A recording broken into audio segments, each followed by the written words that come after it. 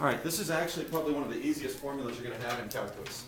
Because when you have an e, for example, let's say you want to take the derivative of e to the 5x, for example.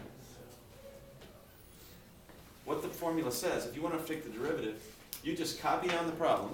So you copy down e to the 5x. So in this case, my u is 5x. And this just says take the derivative of your u. Take the derivative of your exponent. So what's the derivative of 5x? So this answer would be 5 times e to the 5x. These problems are going to be a lot shorter than the last sections. They're going to go fast. Okay? Let's do another one. The derivative of e to the, let's say, tangent of x. So when you do derivatives of an e, you copy down the problem, e to the tangent of x, then you multiply by the derivative of tangent. You guys remember that? Secant squared. Here's your answer. Yeah. Let's do one with the square root. Let's word it differently. Let's say y equals 6 e to the square root of 2x. This one you might want to think about what u is ahead of time. Like you might want to go off to the side here and say, okay, u is equal to what? Square root of 2x, you know. So let's rewrite that as 2x to the half power. So du over dx. Right, that's what's going to get plugged in right there. So I'd multiply by half up front. Take the exponent down to -half. What's the next step?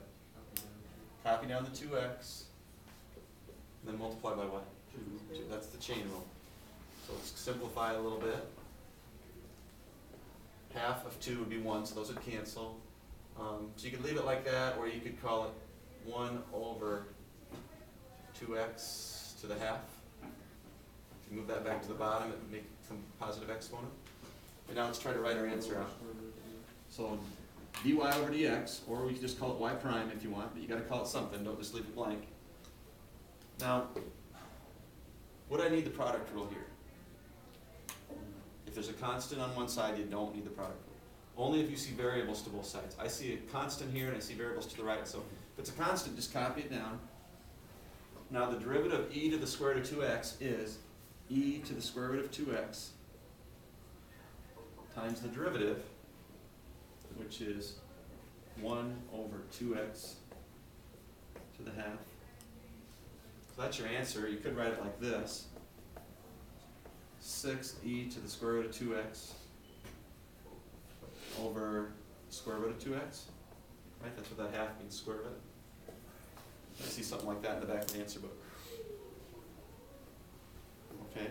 So, what I'd like you to do right now on lesson 3.9, which is on page 170, is right now try numbers 1 through 9 odd.